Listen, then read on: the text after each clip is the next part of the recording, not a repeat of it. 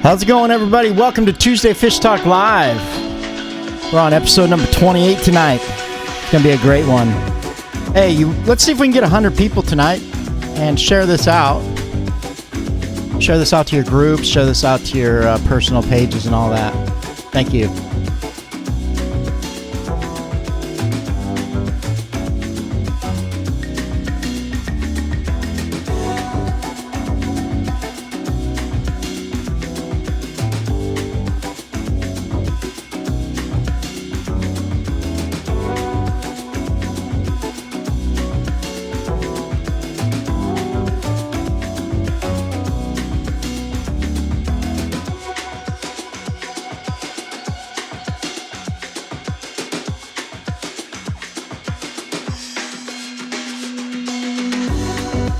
Good evening, everybody. Welcome to Tuesday Fish Talk Live with Mr. Ron Demers. We got episode number 28. Tonight we're talking about chemical and mechanical filtration. So this is going to be an awesome show tonight.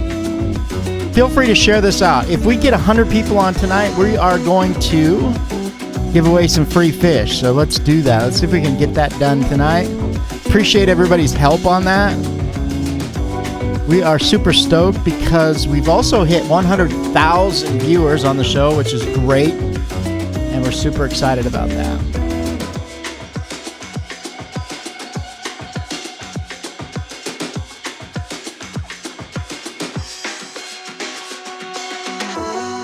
All right, everybody. We are getting ready for the show.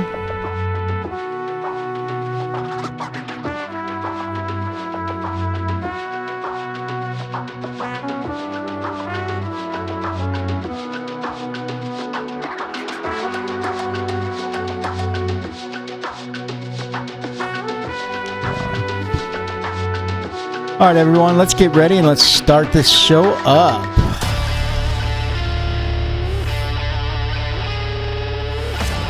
Bring it.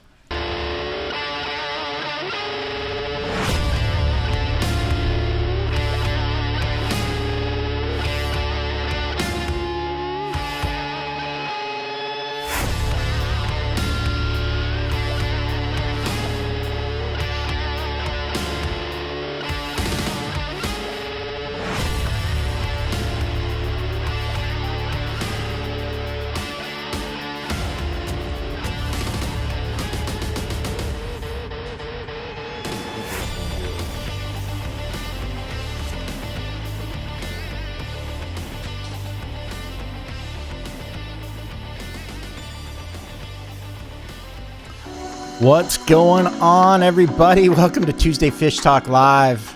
My name is Dave Gould, and we're going to have a great show tonight. Tuesday Fish Talk Live is a live multi-streaming gamified show in which we create for you, our viewers, and our members of the clubhouse, Ron Demers Cichlid Clubhouse. It's turning out to be a really awesome show. Things are growing, things are changing, things are getting really cool. So one of the things that we like to do is we like to share this out. And so we're going to really try tonight. Let's really try together as a group and see if we can get 100 people on. If we get 100 people on, what we're going to do is we're going to bypass our spin to win wheel and go directly to giving away some free fish off of roncichlids.com. So every week I get to talk about the show. You know, we stream live on Facebook. We're also streaming live on YouTube. We're live on Periscope and live on Twitch. So if you want to find that on a different streaming platform, what you do is you search for Ron Demers. When you do, please give us a subscribe as we're trying to build those platforms out. So every week I get a chance to introduce my good friend and the host of this show, Mr. Ron Demers. Now, Ron is an African cichlid breeder in West Palm Beach, Florida. And he's also the guy behind the amazing African cichlid, or actually any fish really, are just loving his food, Ron Cichlid's food. He's also an awesome husband and father. And here he is, Mr. Ron Demers. How's it going, Ron? What's up, brother? Thank you for the intro. Yeah, no problem. What's up? I'm doing good today. I'm looking forward to mechanical and chemical filtration talks. It's going to be a good show. I'm looking forward to it. How are you doing? I'm doing great, man. So, we're looking at our streaming, what's happening, and you guys are probably getting the jitters again out there. It's looking like Tuesday night is just a horrible night for the internet. I've tried everything. I've talked to everybody. Every time we do this, any other time, it's perfectly fine. But on Tuesdays, it's hit and miss whether we go that way. Well, we can run an experiment. We can try Wednesday next week and see what happens.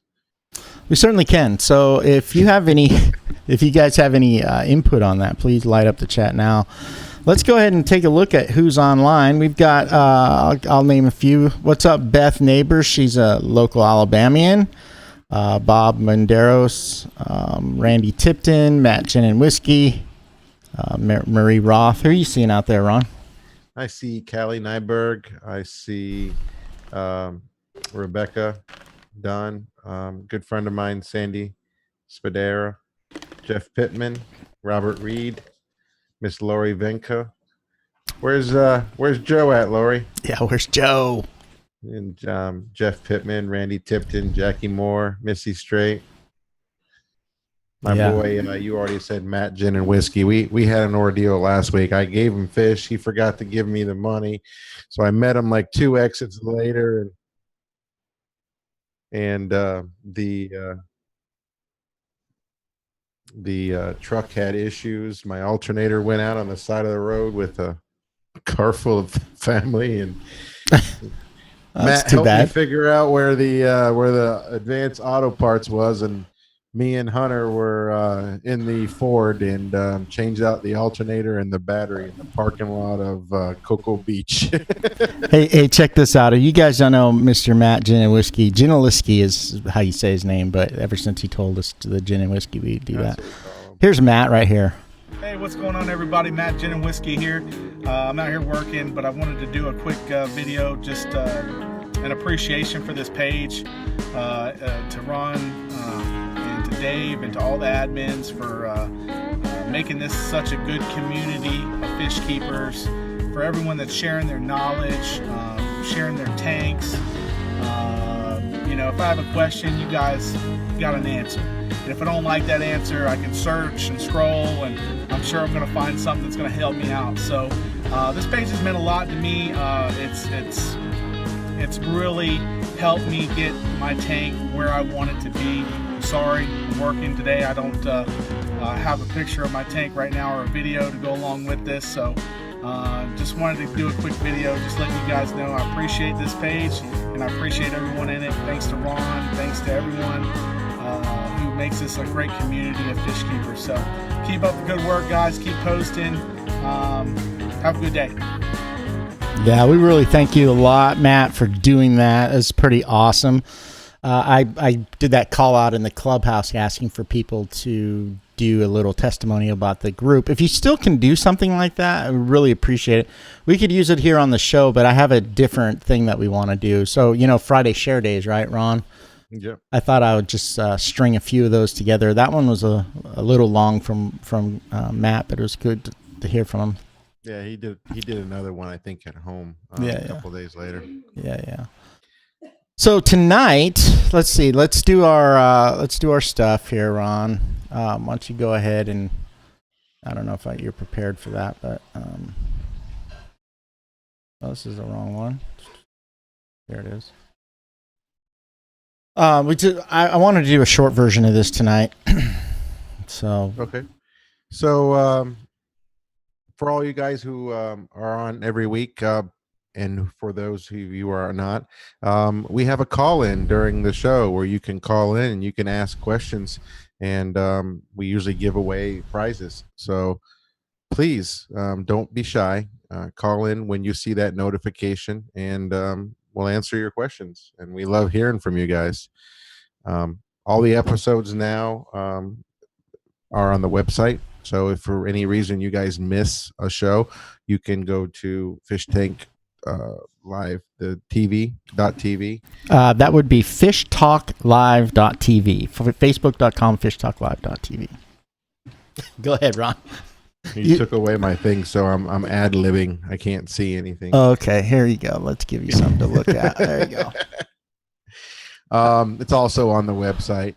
And if you have any questions or comments, you can put them in the chat. We have somebody taking care of feeding us the questions, and we'll answer as many as we can. For any of those that we miss, you can always open the chat later and get with any of us, and we can answer questions.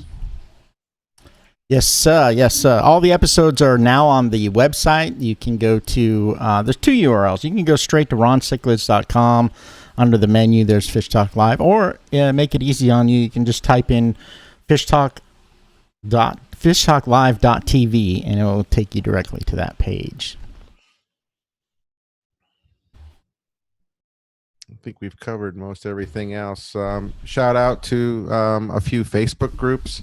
Of course, we have all of our groups, but a shout out to New England Cichlid Association, our friend Paul Weiser, Frontosa Lovers, Scott DeFore, one of our moderators, Southeast Fish Addicts, TJ Huffstetler, another one of our moderators, West Coast Cichlid Exchange, Isaac Garcia, one of our mods, and Crown Royalty Cichlids, Girls for Fish, Malawi Madness, small group growing, and a shout out to United Tanks of America, Mr. Walter Kelly crew. Yeah. So I recently got a chance to talk with Walter a little bit. Seems like a really great guy. He's a Navy vet. Excuse me, did I get it wrong? Army medic veteran. I screwed that up last week too. I apologize, Walter. But he's got a great group that is kind of a... So this show, what's cool about this show is that, we talk a lot about African cichlids, but really it doesn't matter what you're into. If you're into Oscars, South Americans, if you're into betas, or if you're into big monster fish, whatever, this is a great show for you.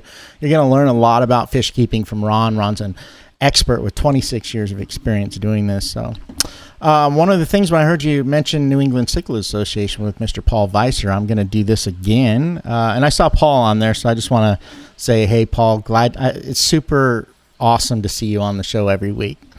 New England Cichlid Association is hosting the American Cichlid Association Convention. Now, that convention is going to be held in Cromwell, Connecticut, July 18th through the 22nd this year, coming up.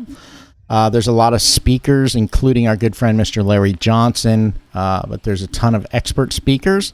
There's also a 4,000 square foot vendor room, Biotope Cichlid Tanks competition, which I would love to see that. Saturday night banquet, multiple auctions throughout the weekend. You can go to the website. I think Paul will go ahead and put it in there for everybody to click on. I think it's I don't even want to do the thing. It's www.neclids.org. Yeah. So go on there. You can find hotel information, all that good stuff. Great group of people. Appreciate our friendship. Both Ron and I do, Paul. So good luck with all of that this year.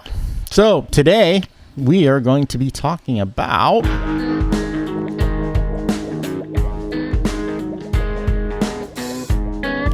Ron's going to be talking today about mechanical and chemical filtration and what you need to know. So we're looking forward to that. Let's dive right in, shall we? I'm going to throw this one up there real quick. So we do like our callers calling in. Here's how you can do it. There's two ways you can do it. You can call these phone numbers and put in the meeting ID.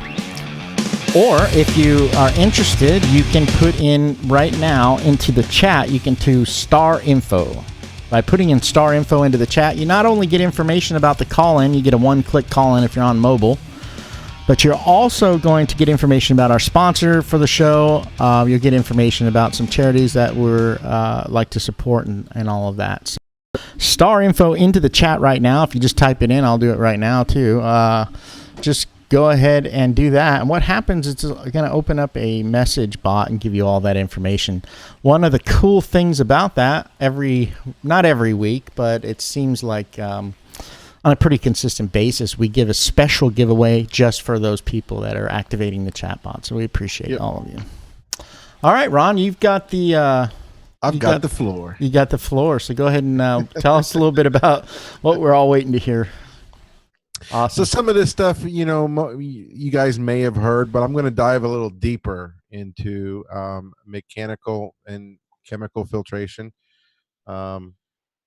First off, we're going to discuss mechanical filtration. Depending on the type of filter you've got, let's say you have a canister, you may have a sponge in there. So usually, like your Suns, there's sponges on the bottom. For your FX6s, there's sponges on the outside. So sponges are a dual purpose. They do a pretty good job of mechanical filtration for certain size particles. So we're going to talk about. I might as well just bring it up now. It's called micron rating. It's the size of the holes that stuff can pass through. Basically, kind of like a strainer, like you would use in the kitchen. Different size holes for different amount of fluid that can go through. So sponges usually come relatively coarse, and they're designed to pull out the heavier poo and pieces and waste. And even sand and gravel that gets sucked up in there, it'll keep it from getting into the rest of the filter.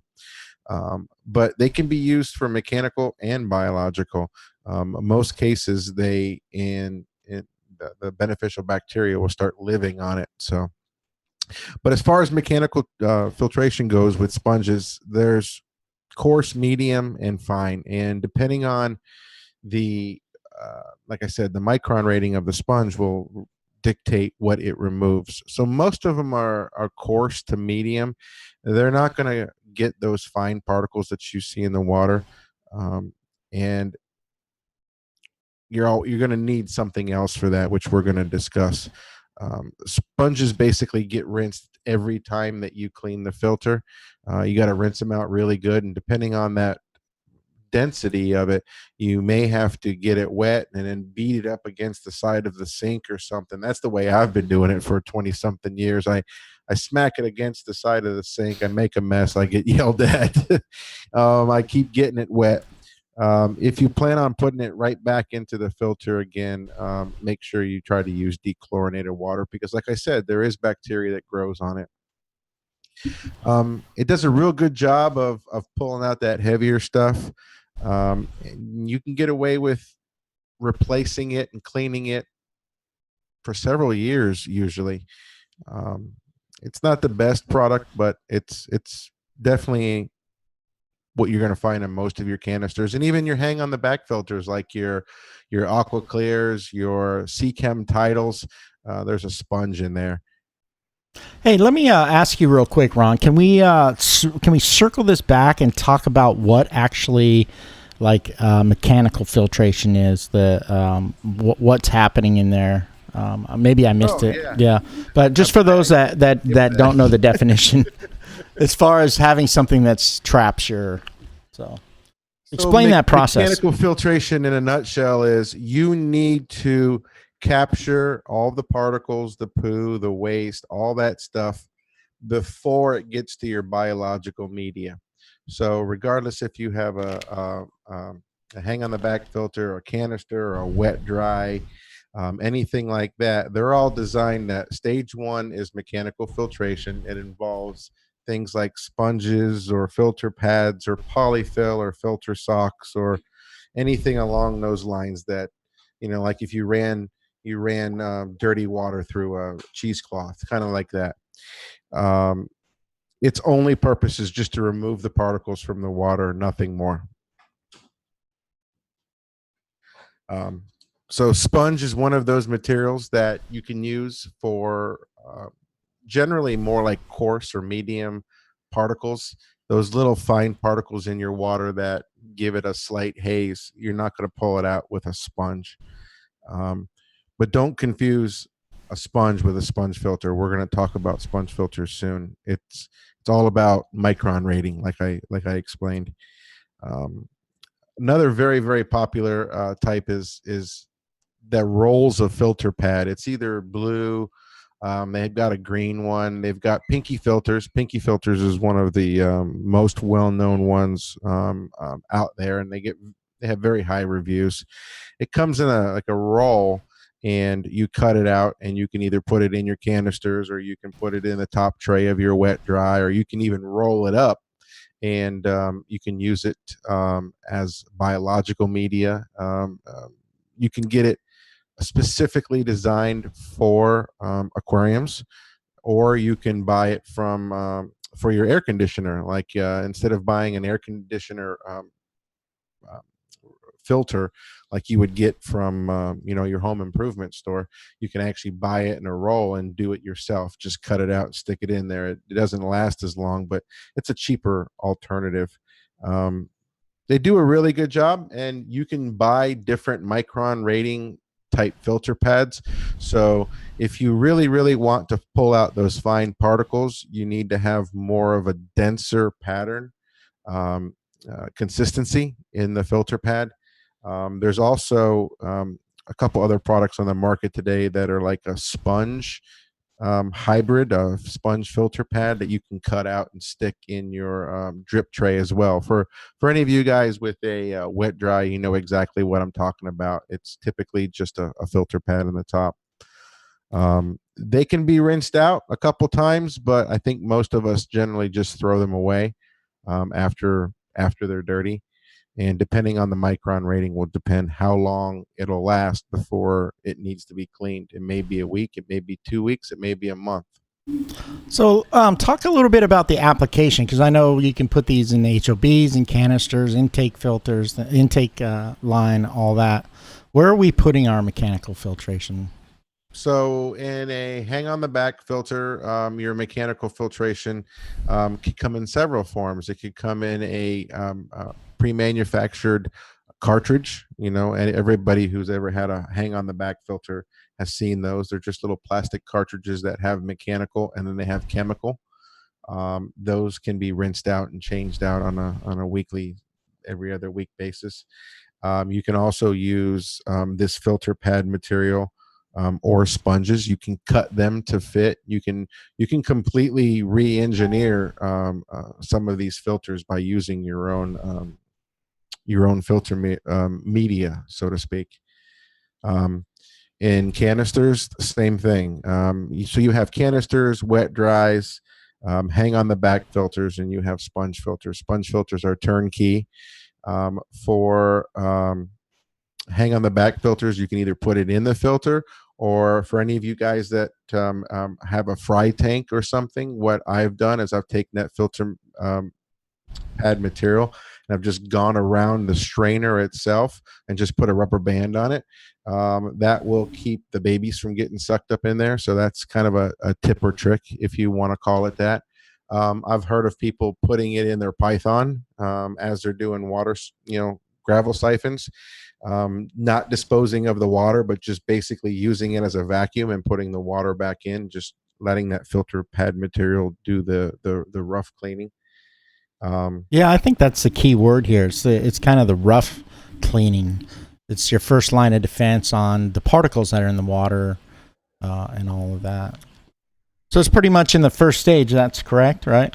Yeah, under any filtration, the first stage is mechanical. It's very important. As we all know, biological is really, really important. But if you want the tank looking clean, you're going to have to run mechanical. And for a lot of us, we run several different types of mechanical, like a stage 1, a stage 2. So, stage 1 would be like more of a coarse, and then stage 2 would be more of a fine. Yeah. So, and so what I like about what you were saying is it's all about the micron. So you think of it as, you got a super porous sponge and you got a really fine filter floss, and there's different size particles in your water, and some of those particles are not hardly seen, and that you'll see that as a buildup as like yellow, muddy muck, particularly on polyfill. You'll see that muddy muck, and that's kind of just filtering out really, really fine particles that build up over time. One of the things I thought, because I was trying, you and I didn't get real close on this one, but what I thought, I have all these pictures. So if I run the pictures, then you can talk about those different kinds of we can do that. Filtration. Now, I don't have control over the pictures, Ron, meaning the timing, so they might change faster than you can explain it. So you might want to just say what they are, and then you can just go off on that. So you can use a lot of different types. So this is sponge block here, pretty coarse. These are plastic scour pads. That's more for biological. You can also use it for mechanical. This is off the shelf stuff that's not designed for an aquarium, but will work in an aquarium. I slowed it down, which restarted it for you. Okay. These are intake sponges here.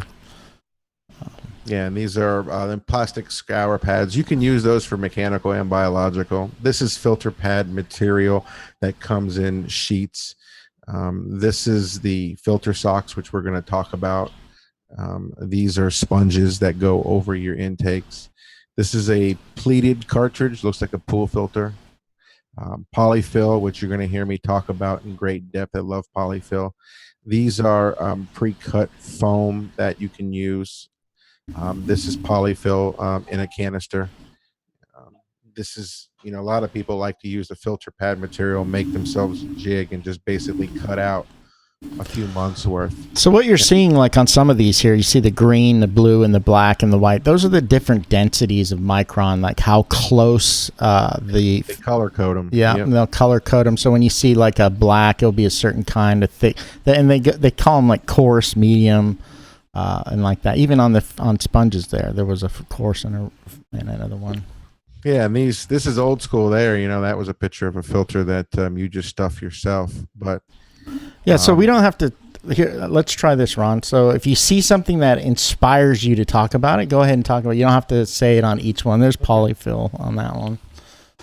So polyfill is my favorite. Anybody who's ever talked to me knows I love polyfill. I use it by the truckloads. I personally actually get it out of couches that are thrown away, and I've got years worth of polyfill in the attic.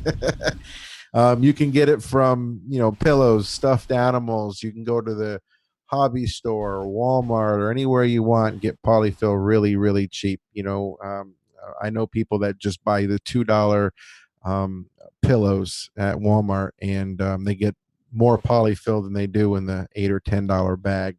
So the great thing about polyfill is it is cheap. It is disposable, and there's nothing that beats it for fine particle removal except for, more of like a pleated cartridge, which we're going to get into in a minute. The great thing is, it's easily thrown away when you're done, and it's cheap. Like I said, it's basically fine strands, very, very hair-like strands that are woven together, and it's like cotton candy, so to speak. Yeah. So polyfill is the same stuff that's in teddy bears and pillows and all of that. So it's super great. Let's talk about some of the because there's definitely a no of putting too much polyfill. You'll just clog everything up and it won't work. And you'll know you have too much because the bottom layer is black and the top layer is white. So it's too dense. So you don't want to put too much in it. So talk about that. Talk about changing it. So roughly, what you run into with that, believe it or not, and I see it, it kind of looks like a baby diaper with a number 2. It looks disgusting. But what happens is if you have too much polyfill, you'll actually start to see a significant flow decrease in the filtration. It basically will start packing together like concrete or clay. Yeah.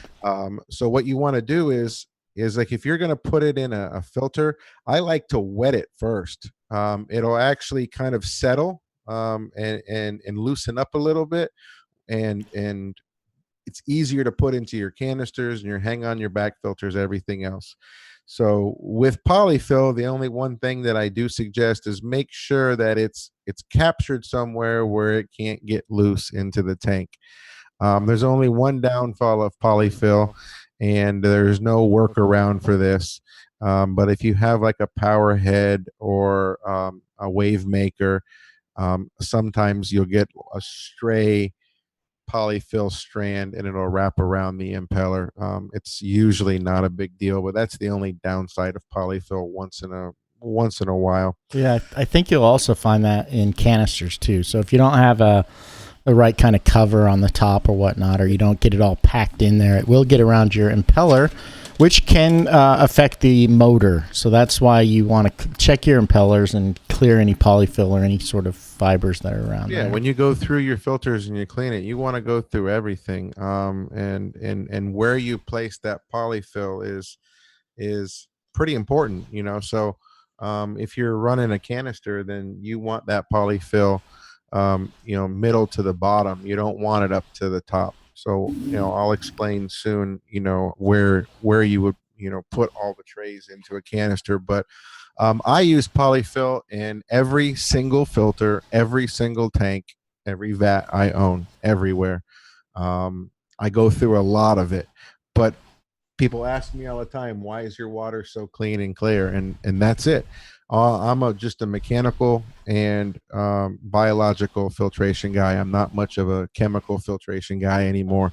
But that polyfill does a heck of a job. If you guys haven't tried it, or let's say you don't need it, that's fine. But if you get to the point where you've got that little haze to the water and you just can't get rid of it, polyfill will do a good job. If you've got an algae bloom or a bacteria bloom, those particles are big enough that the polyfill will catch a lot of it. So it'll help remove that as well.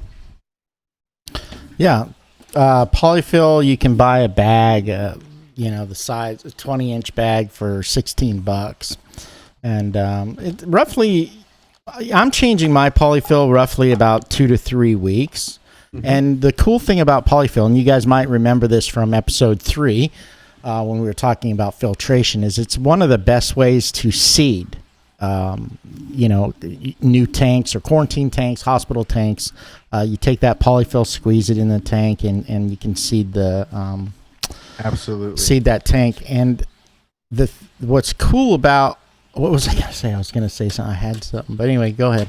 That's what I do with my local customers and some that, get air cargo overnight. If you guys are buying fish and you're like, hey, I would like a little extra bacteria, I just go out to one of my filters. I take the polyfill out, which is mechanical filtration for me, but biological is growing on it.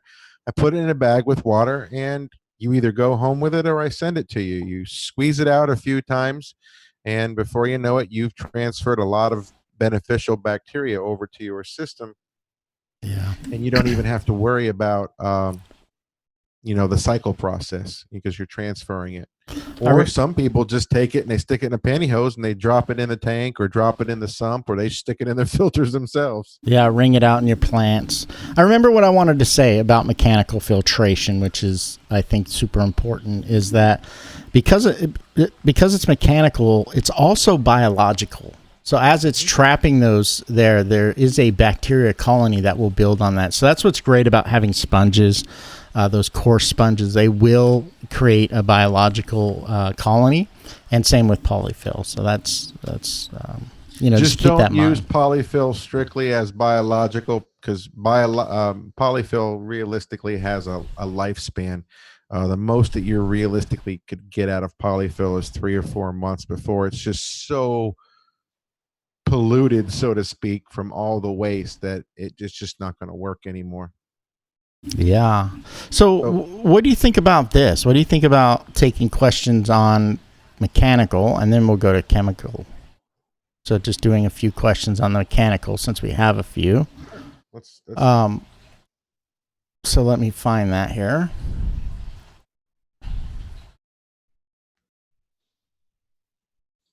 I don't know where I'm seeing it. Let's see here. I've got a few. TJ was doing the yeah. That's your first one. Go down. So there's one. I guess there's one question. I've got more on my feed if you want me to go through them. Well, yeah, however we want to do it. Just let's see. We got a question from Beth Neighbors. She asks, so I've heard from quite a few other people that the sump systems are not as great as canisters. Is this the truth? To each his own, Beth. They both have their benefits. I prefer canisters for the water polishing capabilities and closed system. I also love sumps. A lot of my tanks have both.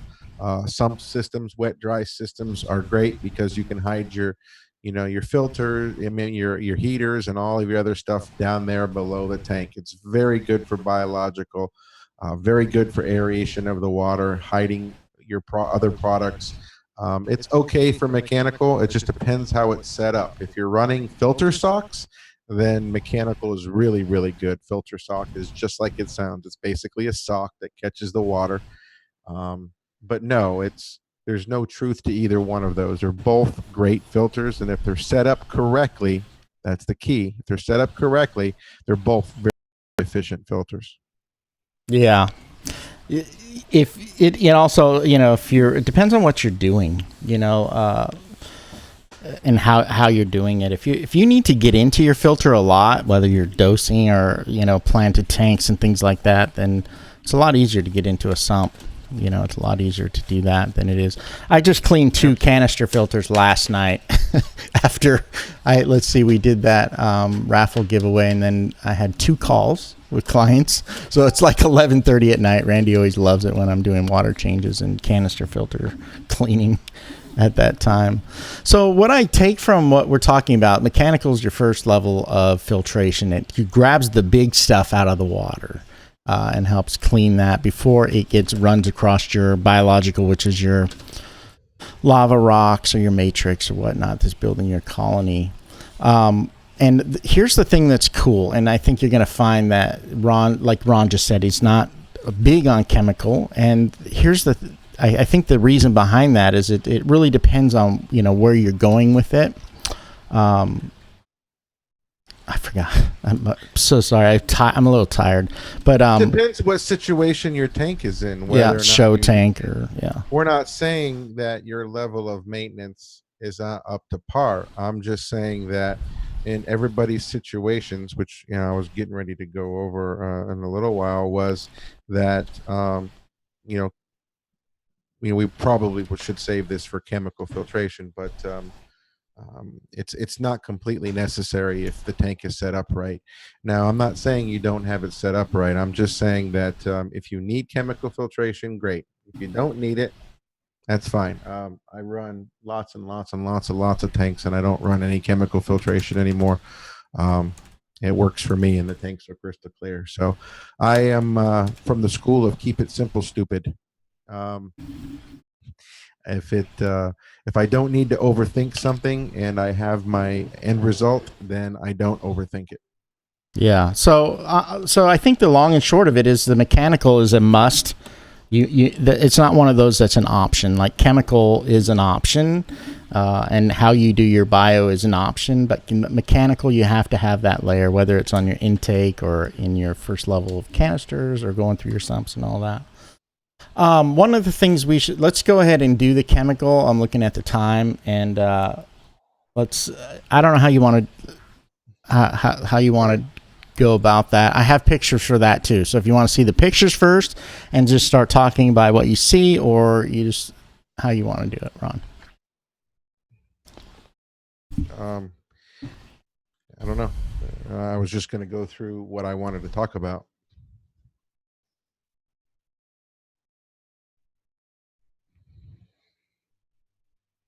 Go ahead, man. Okay. We're waiting. I didn't know if you were going to put up pictures or what. You didn't. I asked and you didn't tell me. If you want the pictures up, I'll put the pictures up. No. Let me go through. Chemical filtration. So, like I was saying earlier, if you guys want any more information, reach out to us. There's other types of mechanical filtration as well. For chemical filtration, some hobbyists add chemical filtration media to aquarium filters. Chemical filtration media should be placed, as we discussed, downstream of the mechanical filtration, so that the tank water has already had the physical particles removed before it gets to biological. Too much poo kind of chokes out your biological. Probably the most common, and you guys have all heard about this, and it's in your everyday life, is activated carbon. Activated carbon has been used in home aquariums for decades. It's probably the largest selling media product known to man. Um, New types of filter and media have become available, but everybody still uses activated carbon. It comes in your water filters in your refrigerator. It comes in reverse osmosis systems. Um, it's it's in everything. It does such a good job. Heck, even the space shuttle, they use it on the for the quality of air you're breathing. Um, what it does is it removes unwanted odors, colors, metals, minerals, in some cases, and dissolved organics. So the carbon, if anybody's got an odor to their tank or a slight tannin or like a yellowish color or any of that, carbon does a really good job of pulling that off. Another great attribute of activated carbon is if you're medicating a tank, you need to pull the activated carbon out, because activated carbon will pull the medication out of the water. So make sure you pull that out. Once you're done medicating, and you want to pull that medication out of the water, just put in the carbon back in, and it will remove the what's left of the medications. Activated carbon's not all created equal. There's cheap activated carbon, and there's their higher end pelletized. There's coconut and coal and several other versions. Still to this day, it's one of the best chemical filtration media there is. But of course, technology has changed. We're going to discuss that in a minute. Something else you guys have seen, there it is right there, a picture of ammo carb. It's something called zeolite ammo chips. It's a highly porous mineral that binds ammonia and heavy metals through an ionic exchange. It's usually like a whitish in color, looks like carbon, but it's white. It's a great product. Chem makes a great version of it as well, a good blend. It does a really good job of pulling ammonia out of your water. In most cases, it's for people who want to remove the ammonia from their tap water. I'm not an advocate of using it in the home aquarium unless you use it sparingly. You don't want to rob that ammonia from your bacteria colony that they feed off of. It's basically starving them. It's a great, great product. If you've got a problem with ammonia in your tap water, I highly suggest you look at zeolite or ammo chips. They're everywhere, every pet store, online, everybody's got them. For many years now, all the rage is synthetic resin media. That is, Purigen, ChemiPure.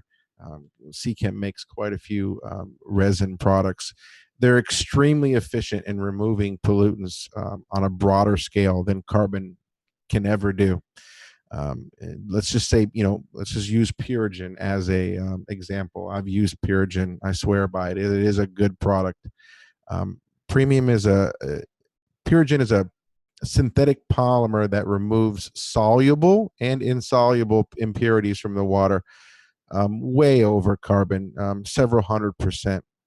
But the benefit of Purigen is it is regenerable. So once it starts to get darker in color and it exhausts, you can just soak it in bleach and clean it out and reuse it again. You can get a lot of life out of Purigen. ChemiPure is another product. It comes in a little filter bag. It's got a blend of carbon and resins in it. Does the same thing. Very similar. There's quite a few products on the market that are designed to do this. Those aren't the only two. There's also other types of chemical filtration that don't get as much notoriety. There's types that remove phosphate. There's types that remove nitrates, heavy metals, silicates, organics, acids, all sorts of stuff. For people who have planted tanks, they want some like silicates and phosphates and metals and stuff removed as well. There are several products out there that claim to remove nitrates. Most of you guys who keep cichlid tanks, you're not going to see a difference. If you want to remove nitrates from your tank, you need to do more water changes. That's the best medicine, so to speak. But chemical filtration does work. It doesn't matter if you're somebody like me who doesn't use it or not. You will see a difference by using a product like Purigen or ChemiPure or even activated carbon. Yeah, I love Purigen. Purigen is really awesome, and people ask me all the time. So, what's the deal with Purigen? Well, basically, it's this: you can get really clear water with polyfill, but as soon as you add that Purigen, it like kicks it up a notch. It is it's remarkable, actually. So, I challenge people. You know, what is it? $8 for a 100 ml pad. You know, get the cleanest water you ever can get, and then put some Purigen in there, and then look at it about 4, 5, 6 hours later, and it's amazing. So, but like we just got done saying, even if you don't see a difference, all you got to do is go out and look at that bag of Purigen. Oh yeah, and see when it gets darker, it is removing stuff from your water, stuff that's not you don't want in there. So regardless if you can see an end result, all you got to do is look at that bag, and it'll tell you whether or not it did its job. If you're having to regenerate it every week and a half, 2 weeks, then yeah, it's working overtime. But if you're getting a month, 2 months, 3 months out of a bag of Purigen, then you may already be keeping your tank pretty close to spot on. But it does work. yeah. Let's talk about like the I don't know how to describe this aspect of chemical filtration, but the it's not worth it factor. So here's the thing, everybody, is carbon, Purigen, all of these things do work, but they tend to lose their power, and they lose their power fairly quick. Like carbon, for my tanks, my heavy tanks, right, either heavy planted or heavy stocked, is about 3 weeks. And it's done. It's toast. It's not going to be recharged. And you use good carbon. Yeah. So you've got to put new carbon in it.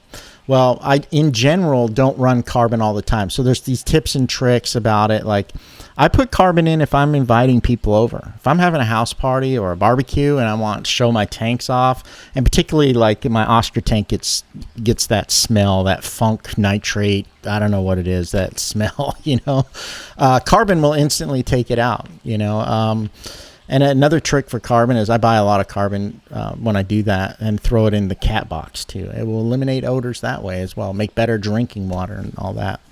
So I want to hear from you, Ron, about that, because particularly the nitrate, the nitrosorbs and the zeosorbs and all of that degenerate.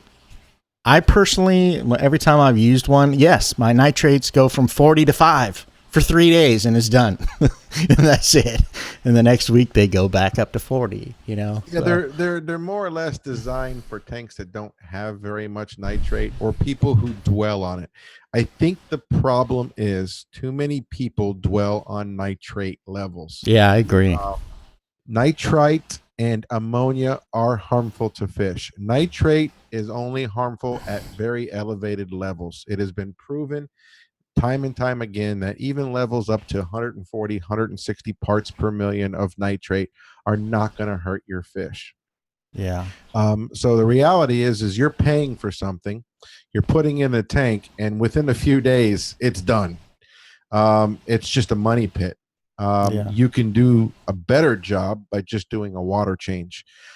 So don't concentrate on what your nitrate levels are. If you're under 80 parts per million, you're much better off. I think most of us strive for under 40 parts per million. But once again, your carbon will pull out a little bit. Your Purigen will pull that out. And if you're doing weekly water changes like a lot of us, or even bi-weekly, then none of those products are needed at all. They're more designed for people with saltwater tanks, reef tanks, because most of this stuff is dual purpose, fresh and saltwater. Maybe plant tanks. There's certain applications, and for us cichlid people, you're just gonna blow that nitrosorb or any of the nitrate types. You're just gonna blow through it really quick. Yeah. So the opposite aspect of that, and why Purigen, and we're not here to push Purigen or anything, but just to tell, given the other side of the story, there is that you can take bleach, 1-to-1 bleach, so half a cup of straight bleach, a half a cup of water, and soak it overnight and recharge it. Bring those resin beads back into its full power.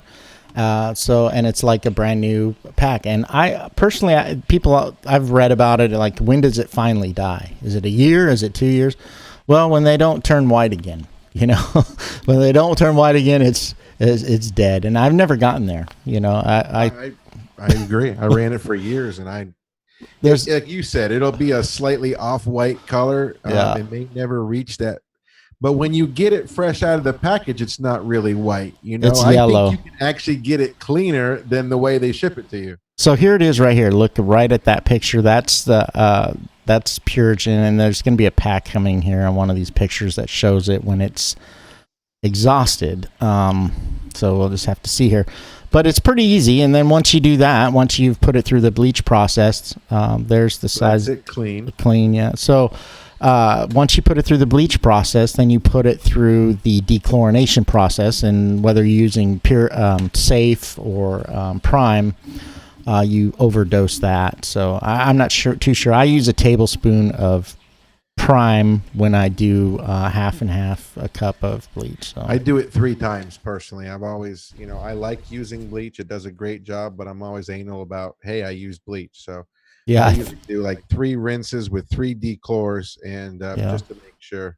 Yeah. So I do 2, I think is what I do. There's a dirty Purigen. So that's not even as dirty as they normally get. Nah, they can get black. brown. Yeah. So what's cool about Purigen is that I just want to share this with everyone.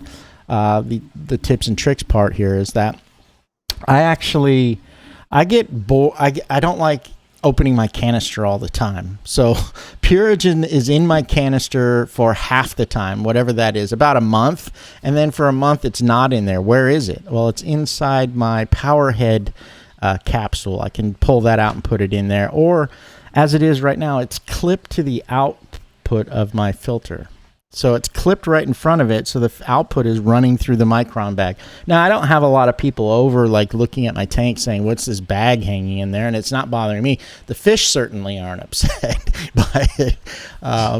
But I just don't like opening it. It's like, if any of you guys know what I'm talking about, opening canisters creates problems. If you're ever going to have a problem with your canister, it's after you just opened it and cleaned it, whether it's the seal or... Yeah, they're designed to be taken apart and put back together a certain way, and one of the trays is a little crooked or something, and or you haven't lubed the O-ring, and then you run into issues. But yeah, Fluval's super known for their impeller covers to just come undone while it's on there. When it's undone, you have zero flow. You have to buy a new impeller cover. They're known for that breaking. So here's the thing, Ron. It's super awesome.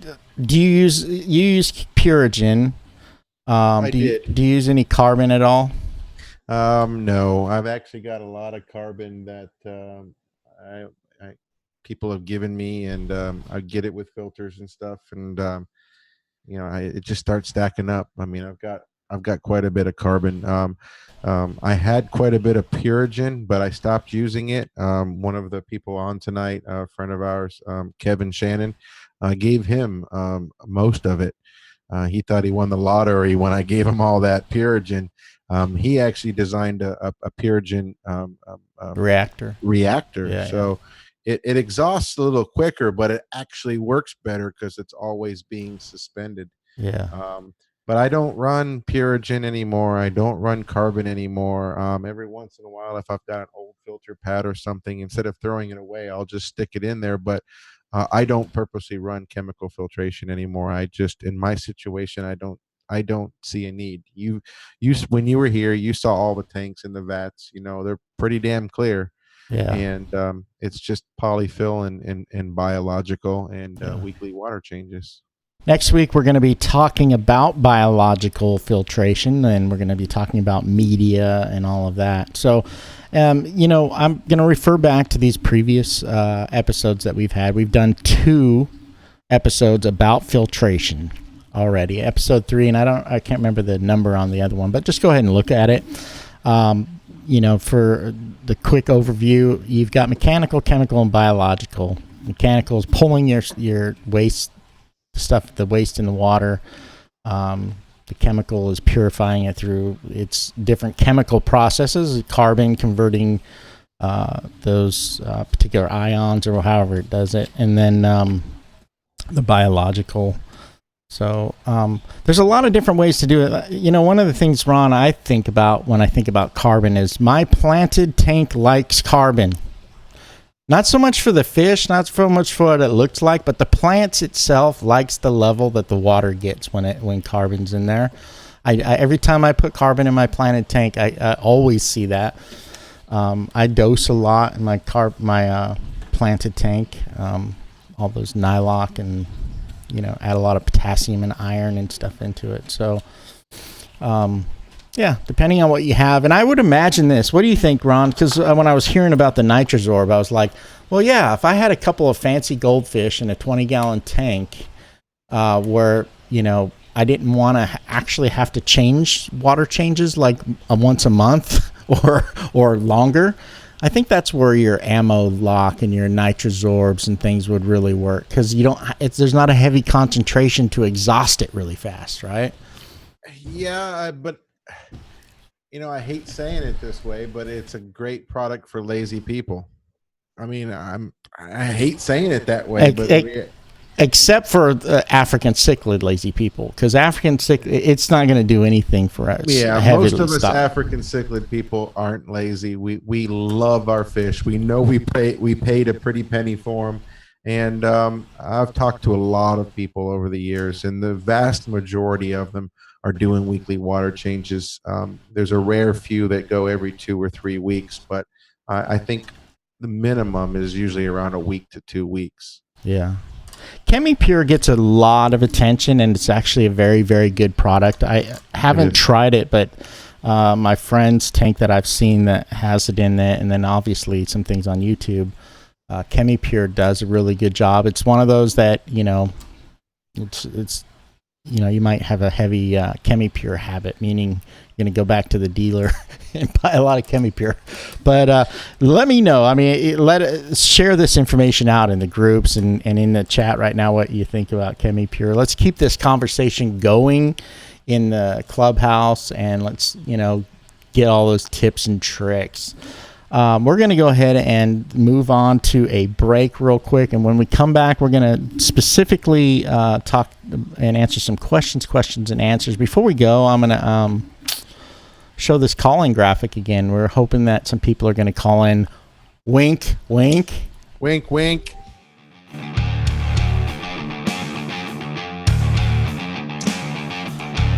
All right, everyone. You can go ahead and type in *info. That'll bring the chatbot up with a one-touch button if you're on your phone, if you want to call in.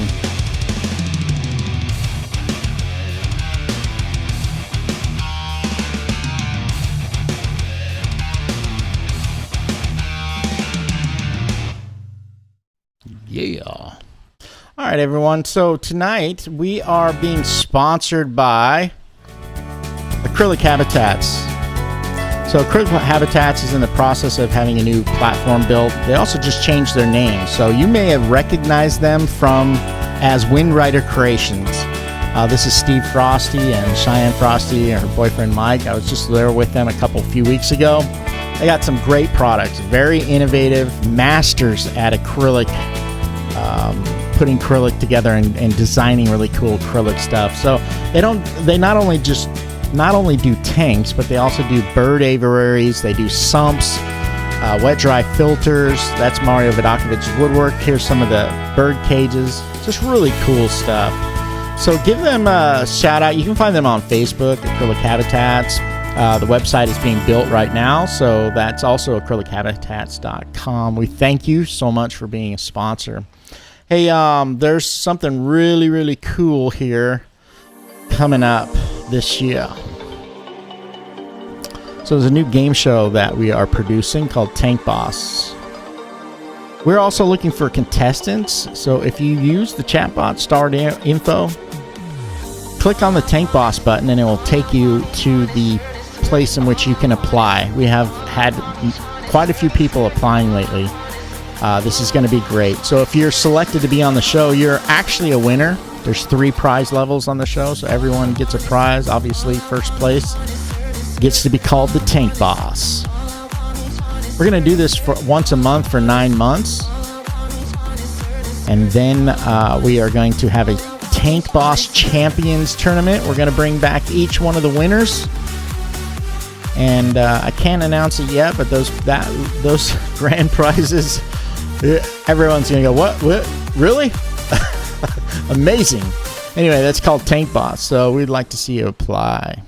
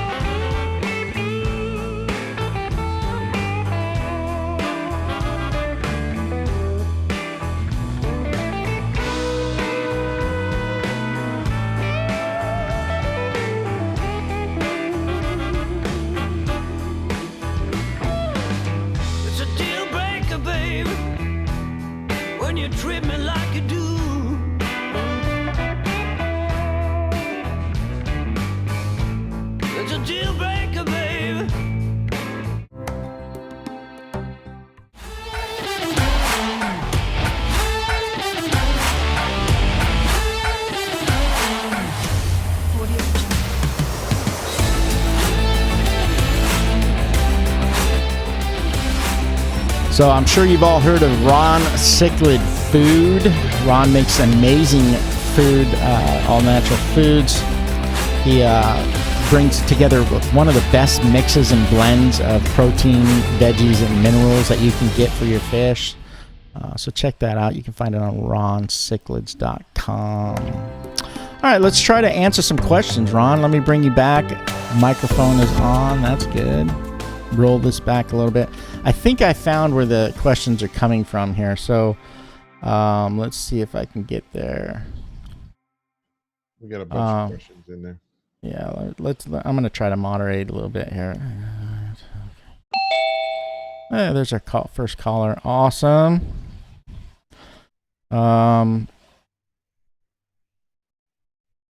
Okay, so Missy's asking about how often changing her filter floss. She says she's doing it daily. That seems like a little bit much, but it depends on your tank. Go ahead, Ron. What kind of advice can you give Missy about changing her filter floss? Missy, just keep an eye on it. Look at it on day 1 or day 3 or day 5.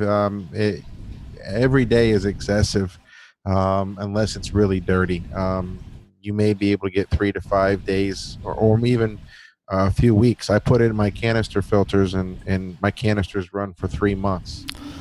Awesome. Thank you so much for the question, Missy. Chell Craven says he's got a 300 gallon, and he has one FX6. He does weekly 40% changes, and he says it stays pretty darn clear. Most people think I need more. I ask why. What do you think about that, Ron? 300 gallon with one FX6? Yeah, it's very, very underpowered. Several things, Chuck Raven, is one is you want about 8 to 10 times turnover rate for the tank, meaning if it's a 300 gallon tank, you're going to want generally about 2,400, 2,500 gallons to maybe even 3,000 gallons per hour turnover rate.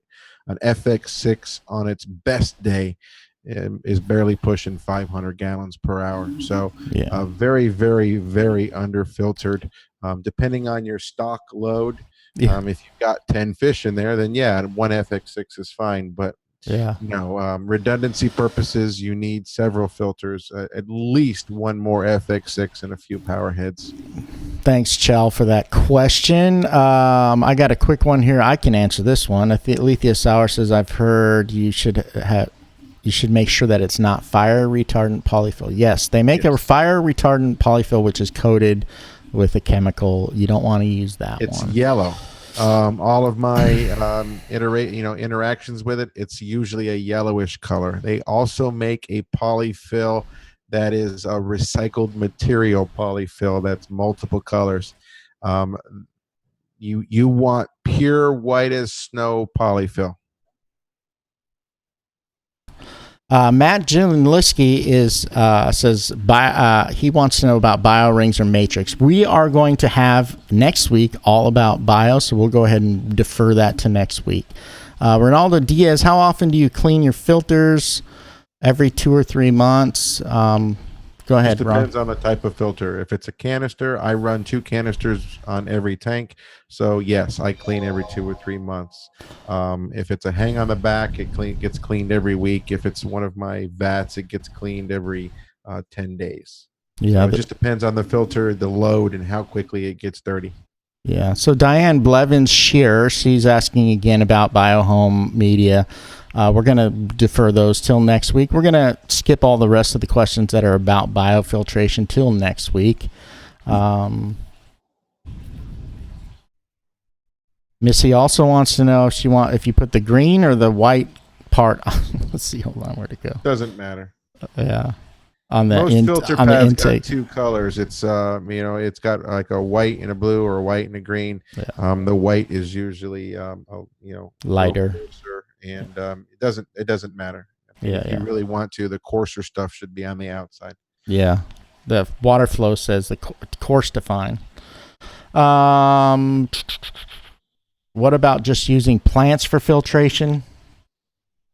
You can use pothos, you can use plants, but it's basically just going to remove nitrates. It will help keep the water clean, but depending on the species of fish, you may not be able to keep plants in your aquarium. Or uprooted. Yeah, I think you would be depending on the substrate that the plants are in to generate the biological bacteria. It doesn't sound like it would be a good idea. Filters are cheap, they really are, and they're some of the best things you can have. Let's go ahead and look at what callers we have. We have one caller. I think a couple people called. Sometimes they don't wait. All right, so caller, welcome to Fish Talk Live. Can you give us your name and your location, please? David from Cape Coral, Florida. What's your name? This? It's Dave from Cape Coral, Florida. Hey, Dave. How are you? Good. How you doing? Pretty good. You got a question for me tonight? I do. I not too long ago, I bought myself a baby Fahaka puffer, and he's only about an inch long right now. I've got him in a 5-gallon, and I realize that's unbelievably small for him. But how much time do I have to be able to get this 150-gallon up and running for him? Oh, they don't grow that fast. I don't think they get bigger than like 4 inches, do they? Oh, the Fahakas get like 18 inches. Okay, I'm thinking the other one then. I don't have a timeline for you, but I would venture to say you probably have a good 6 months. Okay. All right, that's all I have for you tonight. All right. Thanks for calling in. Thank you.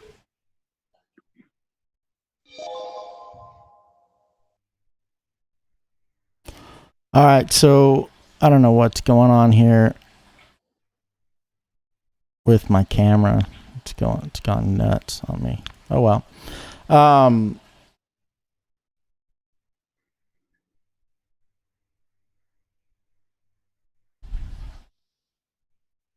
Catlin Douglas has a question for you on what chemical filtration will improve the nutrients that diatoms thrive on.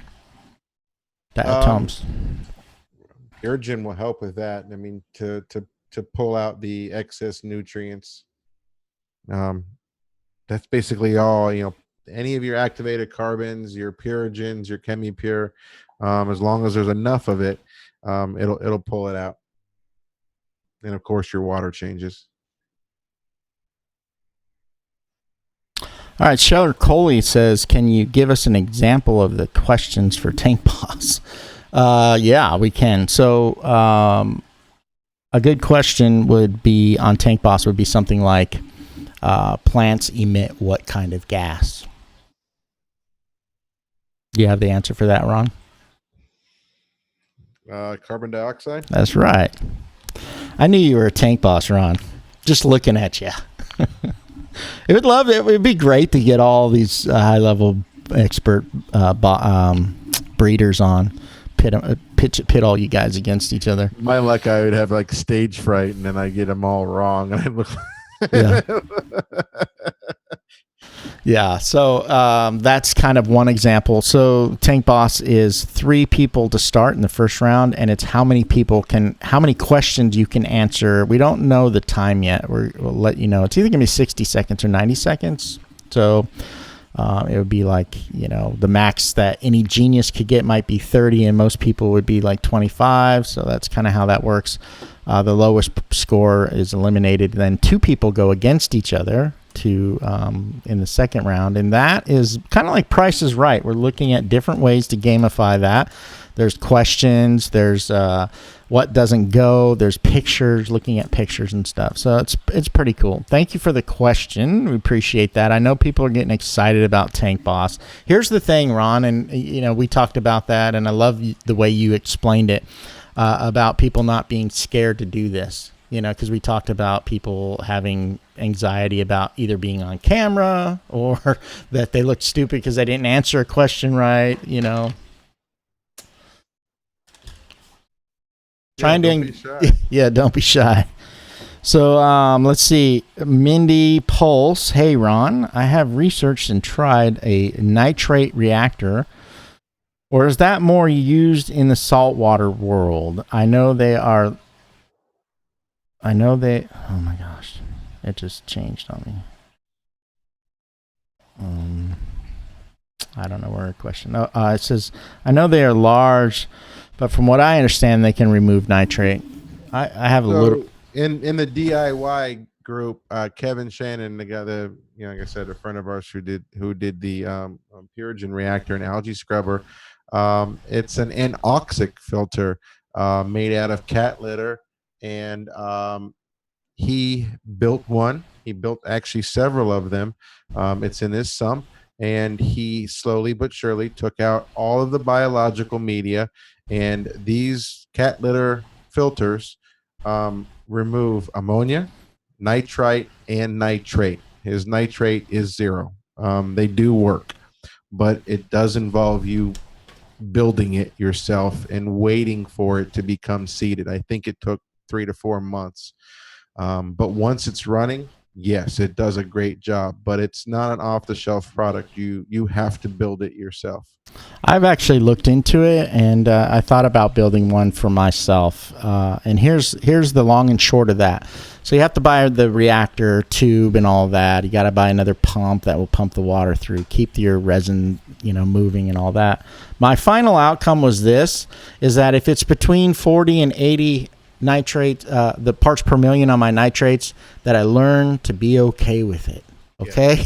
I'm okay with it. So I change my water twice a week. I do about 75% on Saturdays for sure. And then in the midweek, depending how I feel, depending on how the tank looks, what's on the bottom of the tank, I'll do 50 or 75%. And that, I have the happiest fish in the world. They're always having these huge samba parties and doing all these crazy stuff in the tank. So, nitrates, like you said earlier, Ron, it's some people just get wigged out on it. They get too worried about what their nitrate levels are. You have to realize that nitrate is, a non-harmful byproduct of nitrite. And another interesting thing for nitrate is the reason why you really can't grow under normal circumstance denitrating bacteria is because they live in an anaerobic, very low, no oxygen type environment. So you basically have to have some type of environment where they're not getting a lot of oxygen, so that bacteria can take care of the nitrate. Speaking of oxygen, both Ron and I might seem a little tired tonight. Plants actually emit oxygen. We got that wrong. They eat carbon dioxide. Yeah, they absorb the carbon dioxide. So anyway, yeah. Don't worry about the questions on Tank Boss. We're making it so that intermediate people can be on there. But anyway, so Douglas Connor, he wants to know the ideal stack for canister filter. Again, this is all in episode 3, but let's give him a quick reminder. Yeah, I actually had it on for tonight. And a canister filter, let's say you have a 4-tray canister filter. Bottom one is all different micron ratings of sponges. That's the way I do it. The second up from the bottom, these are all for canisters that are bottom feed canisters with a top motor. Everything but an FX series filter works that way. Next stage up from the bottom would be bio balls or some type of biological media. That is, I like bio balls because a lot of the waste can still get by because the bio balls move. Third tray up is packed full of polyfill. That catches all of the real crap before it gets to the top and final stage of my basket, which is ceramic rings or Seachem matrix. That's where my heavy biological media stays on the very, very top. If you're going to run carbon, that's the tray to put it on as well, the very, very top tray. That's the way I run them. Yeah, I run them pretty much the same way, except I put polyfill on the top. And the reason being is I just want to open the canister, pull the polyfill out, and throw it in there. But that's because, I use K1 media, and those suckers float. And I like to have them moving or fluidized a little bit rather than putting them in a sack or a sock. So my third from the bottom is got that K1 in there. And if you have water in there and you pull that basket off, all this K1 starts floating around in there. And so that's the only reason. Yeah, I like to have my bio balls to where there's a tray holding it down. I don't put the polyfill on the very top because I don't want any of it to end up, in the impeller. So I use the bio media on top to catch any of that. Well, Ron, I think you absolutely killed it on the topic tonight. So let's go ahead and move on to the giveaway section. What do you think about that? Give away some stuff. All right. I don't like my background. What is that? It's like Bitcoin background. Hey, so here's the thing. I think we're going to get Ron in on this too. We're going to get him a little green screen or paint his wall green or something. Doesn't know yet, but not teasing. Send us pictures, 1920 by 1080. Send us some pictures of backgrounds, of cool background. If you find a background, you want a background. So let me just put my Ford F-150 one up there. So how is that one going? The Ford F-150. I was expecting to see a video. I was too. I haven't heard anything back from the person who won. I probably got busy. All right, then. So let's go ahead and we're going to close off the first part of the show. We're going to go ahead and check out some different things. Let's go with the fish of the week. Tell us about the fish of the week today. Fish of the week this week is albino eye biter, or compressiceps as we know of them. Really cool fish. If you're looking for something very unique that doesn't look like anything else, these guys are remarkable. When they're young, they have a yellow stripe on the side. As they mature, they just turn platinum iridescent white. Males get about 8 to 10 inches. Beautiful fish, like I said, very, very unique. Anything that can fit in their mouth will go in their mouth.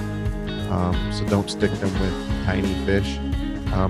Contrary to popular belief, in the home aquarium, they don't go eating eyeballs out of your fish. So the bad rap that they've gotten is because it's called eye biter, people think that this fish is going to go around eating all the eyeballs out. So that's not the case. Very beautiful fish. If you're into unique fish, you need to get one. I've got some beautiful ones in stock, and the code for this week for this fish is S14 albino.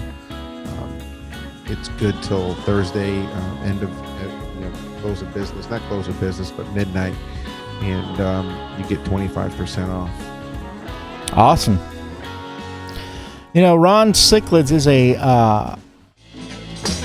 social platform. You want to follow Ron on Instagram, it's at Ron_Demers. And on Twitter, it's at RonDemers6. And let's go to the member of the week. We've got 3 videos here this week. Randy Strickland's first, Ron. Yeah, that's my boy Randy. He's a good friend of mine. He lives close by. He's got a beautiful tank. He's got a bunch of peacocks and haps in there and sunshines. He feeds only my food. Another good customer, Don James. Look at those fish go, man. I love hungry, this video. man. Well, these fish is what, like their behavior and what they're doing is like, I want my fish to do that. They're just so cool. Love African cichlids. They're like, hey, man, come on. Every time he gets close to the tank, they think he's going to feed him. Third one is Ken Sheely. Really cool. We got a nice Mabuna tank to show. We don't show enough of them. We got some cobalts and some rusties and some yellow labs and some ACIs and red top cobalts and yeah, that albino ACI right there is pretty cool. I think that's what that is, the yellow albino fin. red top. That's an albino red top? Yeah. Albino red top Grishinki. Okay. Or cobalt. I got to get one of those. And then, of course, there's goes a little Venus. Venus. Got a Venus in there, too. All right, guys. Thank you so much. Hey, let's keep posting these up, right? Let's go ahead and post like really good, powerful, horizontal, sideways pictures that we'd love to put them on the show. All right. So let's go ahead and figure out what this is.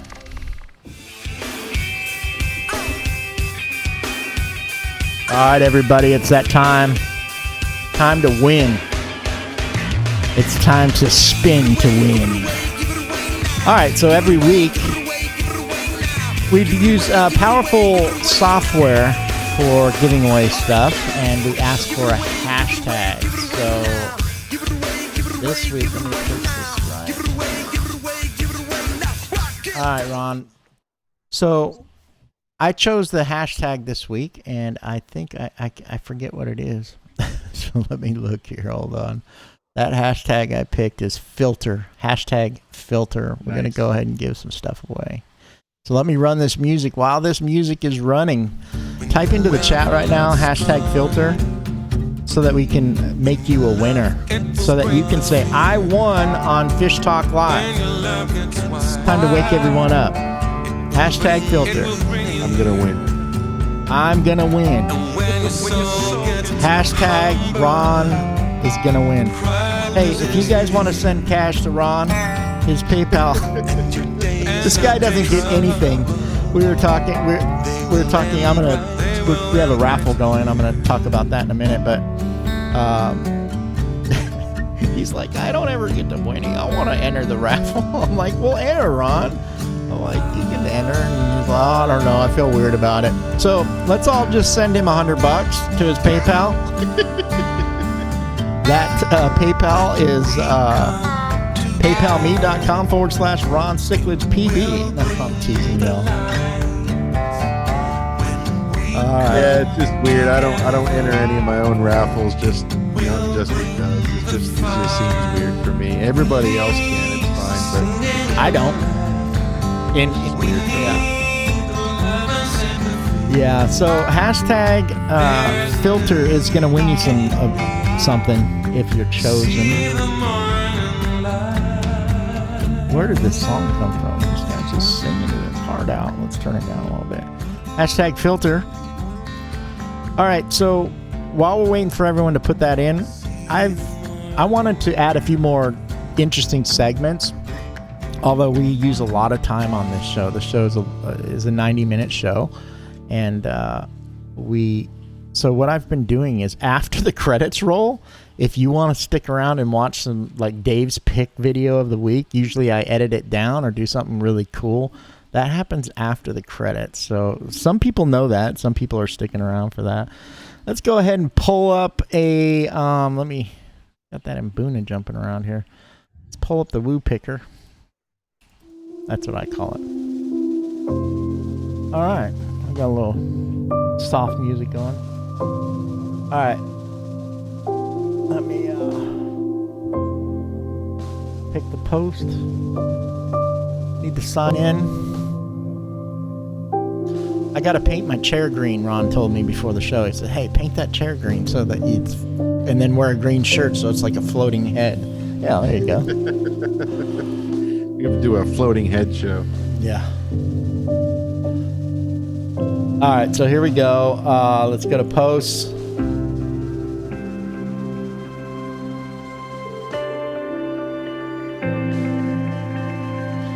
I'm in the wrong version, so let's pull up Fish Talk Live. Let's refresh the post for Fish Talk Live. Oh, hey, Ron, talk about the raffle real quick, because remember I changed it up last night? The one last detail, I forgot to change it back. So let me run this here. There's that. Talk about the raffle. Get these people excited about this. So we're running a raffle. We posted it today. Thank you everybody for letting us know yesterday. We put out on the chat bot. We asked, what you wanted to see on the raffle.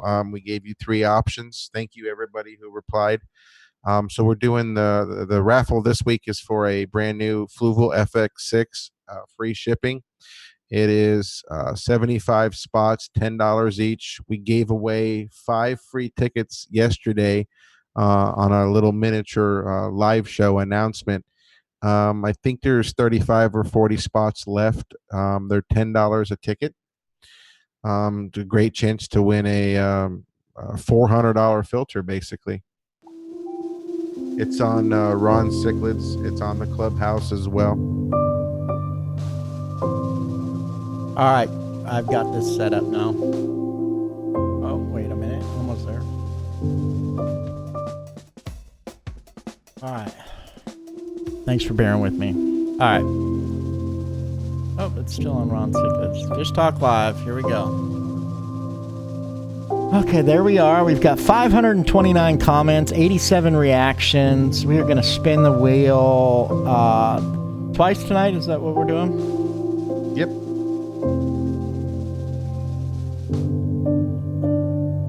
So first off, what we do is we clear it out. So I'd say pick a winner, and then that person's not. If you see that person, we have to clear it. Y'all see this on every other page. That's how it works.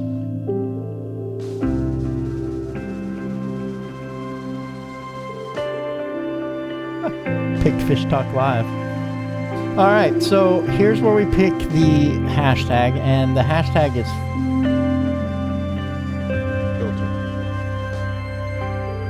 some people spelled it wrong. It makes it hard for me to figure it out. Okay, so here we go. The first person to spin tonight, Joe Vanker.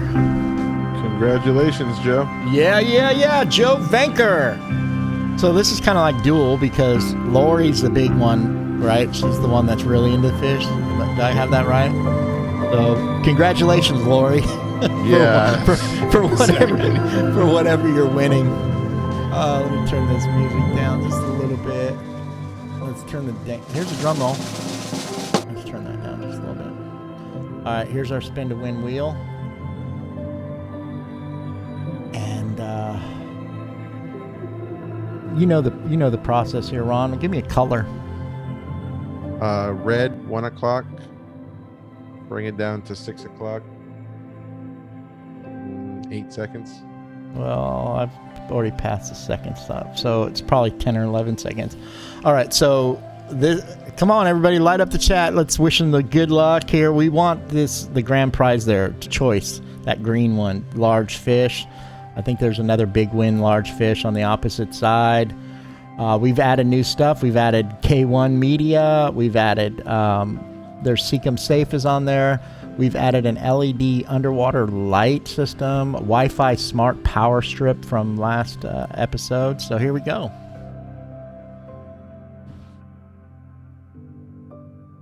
Here it comes.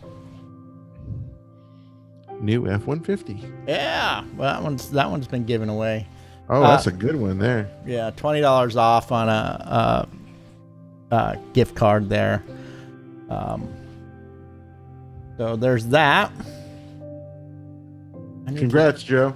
Or Lori. Or both of you.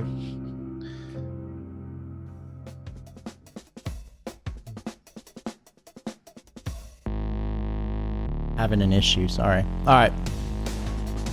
So let's go back to the picker. How do you want to do this one, Ron? You know how we do these things. Just go ahead, throw some out there. I don't know. Did we have a post this week that got a lot of attention? Yeah, we did. Not on the Fish Talk Live page though. It's on the Ron's. I'm not switching it back. So let's go ahead and just do that filter again. guys got me with these misspellings. It's hard for me to see. All right, so here we go. Here's the next spinner. Spin to win. And that person is right behind my chair. Can you see it? Let's see. Let's see. Oh, I can't get out of the way. Let's turn the dang camera off. That person is... Can you see it? Still can't see it. It's not big enough. Big enough. Let's make it big. That person is Don James, one of the Member of the Week video guys. Congratulations, Don. Yeah, let's see if we can get a big, beautiful fish in that tank and do that. So let's go ahead and spin for him. We got to spin the wind wheel back. All right. So here we go. You know how it goes, Ron. I'm going to refresh it. You go ahead and first tell me the time. If you want a different time, tell me the time first. 8 seconds. All right, 8 seconds. Of course, my keyboard's not connected. There we go. To apply those changes, give me a color. Purple, 10 o'clock. The 10 o'clock purple. So that would 3. bring it to 3. Okay. Uh-oh. It's not going to get to 3. All right, here we go. Don, congratulations on winning something, and we hope it's a big win. Let's put that drum roll in there. He won the... Oh, the filter sponge set. Yeah. So this prize here is, I'd have to look it up, but it's the customizable, you cut to your own filter, and it's got the 3 different grades, I believe. Is that right? Yeah, it's really cool stuff. It's like a plastic. I think if I remember right, it's like a plastic type sponge, and it's got different micron ratings, and you can use it for mechanical, but it's more or less for biological.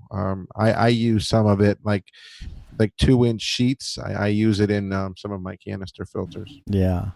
Congratulations, Don. Hey, both of you winners, you guys, Joe and Don, reach out to Ron, and he'll get you that stuff. He needs your address, obviously. One of the new parts about the winning the prizes is that there has to be a like both on Fish Talk Live and Ron Cichlids. So please do that. All right, so I think we're pretty close to... Are we done, Ron? Yeah, basically. Okay. Just a shout out again for the raffle. Guys, check it out. It's going to run until it's full.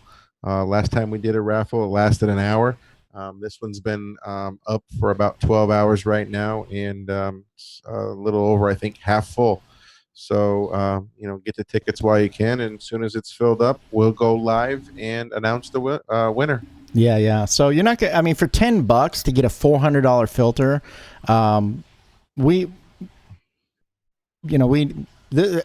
was going to say, we know how you feel about the filter, Ron, but I didn't want to say that so much. Ron's not a big fan of FX6. A lot of people are, but this is an amazing filter. It's a top of the line industry standard filter, the FX6, and the tickets are only $10. So, yeah, jump on that. You'll find that on Ron Cichlids' page. So to recap, Ron talked to us about mechanical and chemical filtration. Talked about the ins and outs of that, gave some tips and tricks. We really appreciate it. If you missed any of that, feel free to go back and watch the replay. I'm going to let Ron close you out. I just did the recap.